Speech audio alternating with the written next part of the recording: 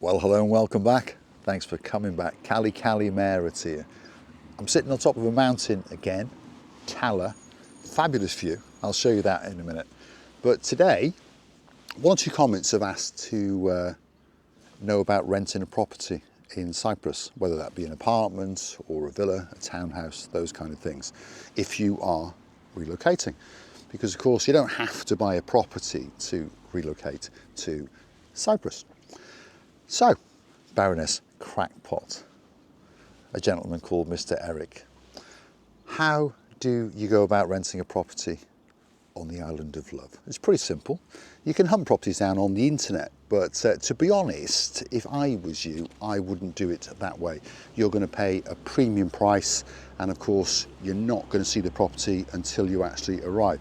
So what I would do is perhaps book yourself for a holiday for 2 weeks, or perhaps go on an Airbnb, and then when you're here, when your feet are on the ground, then I would look under every rock, talk to every waiter, talk to everyone you can possibly speak to in the area that you want to find that property, and that's probably the best way to do it, the most efficient way to do it, and of course you can actually physically go and view the properties.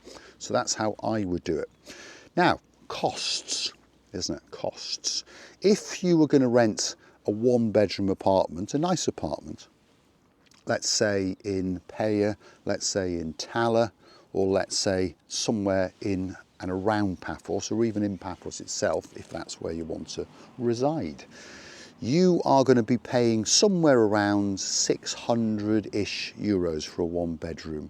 Maybe a little bit less and maybe a little bit more, but somewhere around the 600 euro per month mark. If you wanted to rent, let's say, a two-bedroom townhouse, two-bedroom apartment, you're going to be paying somewhere around 1,000 euros per month. If you wanted to rent, let's say, a two-bedroom bungalow, a three-bedroom nice villa, but a modest villa, you're going to pay somewhere around about 12, 13, 1400, depending on its location, if it's got a swimming pool and those kind of things. If you want something, 3 to 4 bedrooms with a swimming pool, with parking for 2 or 3 cars, with a nice view in Tala, in Paya, in Sonaga, you're probably going to be looking at somewhere around the 2,000 euro mark. I mean, you see villas for rent for 4,000, 5,000, but to be honest, they just stay empty. The budget, one bedroom apartment, 600-ish euros. You might be lucky and find somewhere for around about 500, or something special at around about 650, 700.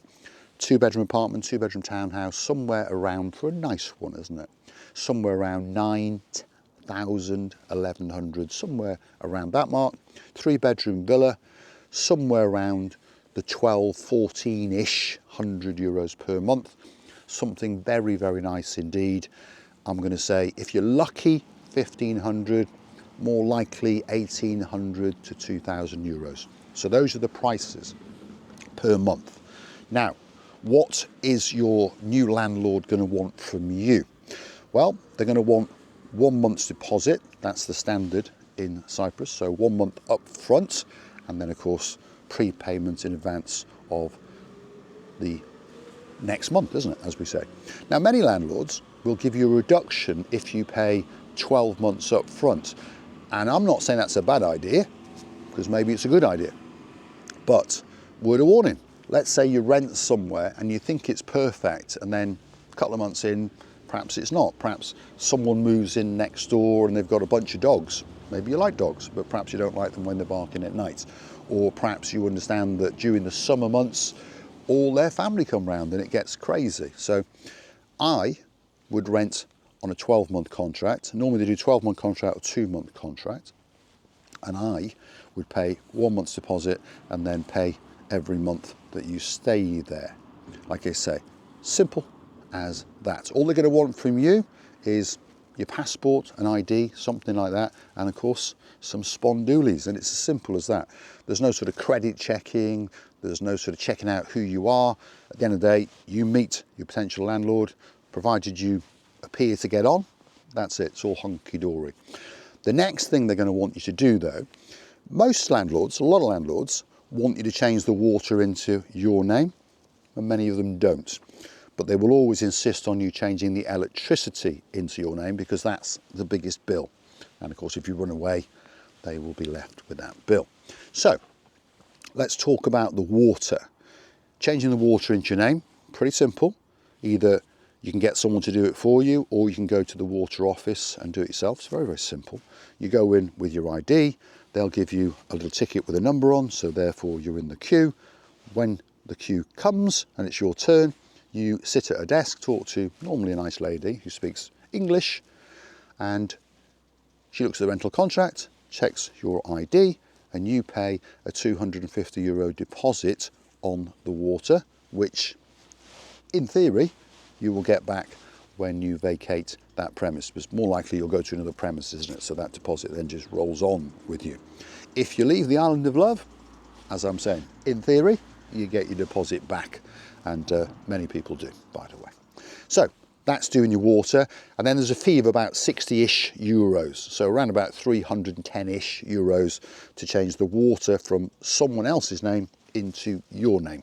Simple as that. And the water just keeps coming, and your water bill will come every 2 months, depending on your water consumption, obviously, and depending on a swimming pool and all those kind of things.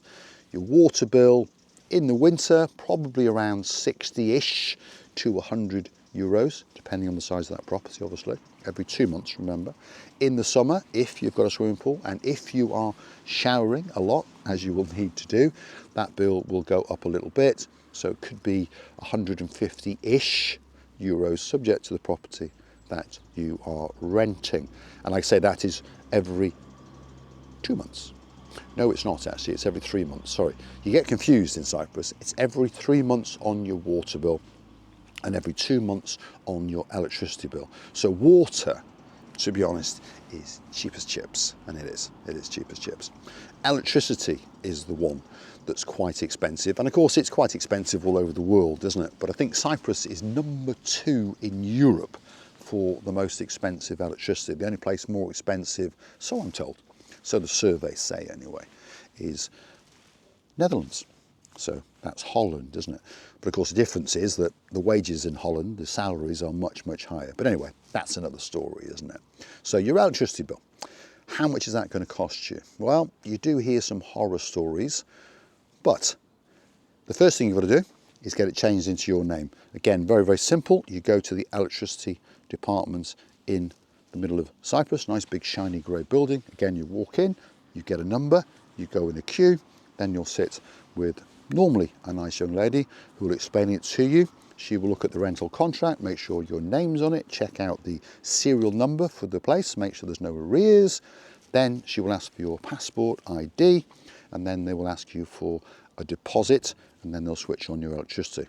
Now, the deposits, if you are a national, in other words, a Cypriot national, the deposit is 250 euros. If you are a foreign national, the deposit is 600 euros. Again, in theory, when you move property, that just rolls over.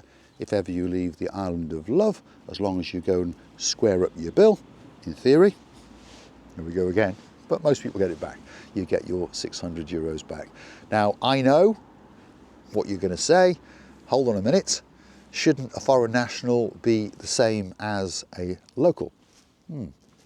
Not in Cyprus, but there we go. So that's how it works. 600 euros as a foreign national for a deposit. The next one you're probably going to want is your telephone and internet connection. Now, you don't have to have a telephone line, you could just have internet, and there are 1 or 2 providers.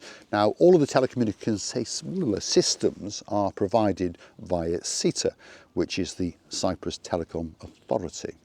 So they're the ones that are in charge of all the infrastructure, they're the ones that put all the lines in and so forth. But as long as you've got a line in, you don't have to go to CETA. You could go to Primetel, you could go to CableNet, you could go to Epic, those kind of people. Or you could have what we call wireless internet, isn't it, in your property. So if you were going to go via CETA, that's the most expensive, for a landline and for internet connection of about 10 meg, there are different ones obviously, of about 10 meg will cost you around about 40 euros a month. If you were with PrimeTel, it'll be about 30 euros a month. And obviously you can hook in your mobile phones into these contracts as well to make the price seem more agreeable to you. So that's how you do it. So basically, to recap, if you want to rent a property in Cyprus, what you will need is your passport, some proof of ID, go and find that perfect property, sit down and have a chat about it, shake hands on it, pay 1 month's deposit and 1 month up front for your next month's rent, and then every month you would continue to pay it. You can either pay it by direct debit to many landlords, or many landlords will prefer cash. Simple as that, isn't it? Anyway, end of the day, you've got to pay your rents, haven't you, if you want to stay there. But it's very, very simple. There's no sort of credit checking and all those kind of things. And there are agents that will help you find properties. Of course, they're going to take their commission, but their commission is going to come from the actual landlord and not from you, like it does in many other parts of the world. But I would say, if you're looking for a property, to go back to the very start, yes, you can look on the internet, but normally you're going to pay through the nose. Many people find a property on the internet and think, oh, that's lovely. And of course, you're comparing the rents to where you're from. So if you're from, for example, London, you know, I don't think you're going to rent much in London for 600 euros a month, are you? No, because that's only about, what, 500 pounds.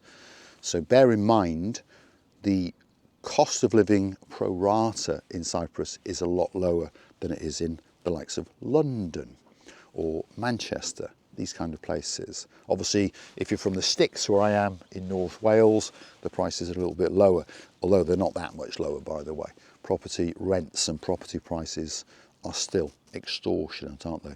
But hopefully, if you are relocating to Cyprus, you've cashed in your chips, shall we say, perhaps inherited some money or whatever. So money's not really a problem, but you should still spend it wisely, isn't it? So get your feet on the ground and do that footwork. Ask everybody and anybody, have they got a property to rent? And you'll be very disappointed with many you'll go and see. But you'll go and see 20, 30, 40 properties, and I'll bet you'll find the perfect one and it'll fit the budget that you want. Like I say, 1 bedroom, around about 600. 2 bedroom, around about 800 to 1,000. When we go to a detached property, a bungalow, around about 1,200, 1,500. A 3-bedroom villa, 1,200, 1,500. 4-bedroom villa, 2,000 euros, somewhere around there. So hopefully that explains to you how you rent a property in Cyprus. Very, very easy. And you never know, Baroness Crackpot may be getting on a big bird very, very soon indeed and coming to reside on the island of love. But don't forget to bring Baron Frank with you. So hopefully you've enjoyed this video. Hopefully it's given you an insight into renting a property in Cyprus. And it's very, very simple. It really is. It couldn't be any easier. Many things in Cyprus seem complicated because, of course, of the lingo. But it's just like anywhere else in the world, very, very simple. And don't be intimidated by it, shall we say. Get yourself over here. I'm telling you, it's absolute paradise because here we are on the 4th of December. We're up on top of the hillside in Tala. That's the view through the trees and over the rooftops, straight out onto the blue Mediterranean Sea.